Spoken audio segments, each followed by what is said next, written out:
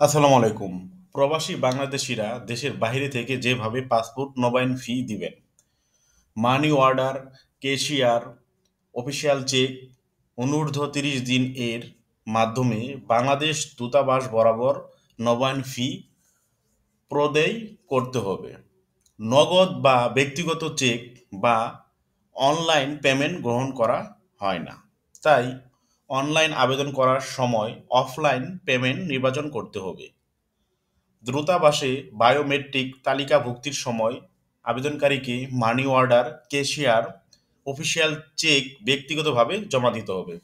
সুতরাং আমি যেভাবে বললাম এভাবেই প্রবাসী বাংলাদেশিরা দেশের বাইরে থেকে আপনাদের পাসপোর্ট নবায়নের ফি প্রদান করতে পারবেন এবং পাসপোর্ট যদি করতে যান সেক্ষেত্রেও আপনাকে এইভাবেই আপনার ফি প্রদান করতে হবে। তো আজকের মতো এই পর্যন্ত। ভিডিও ভালো লাগলে অবশ্যই আমাদের পাশে থাকবেন। আল্লাহ হাফেজ।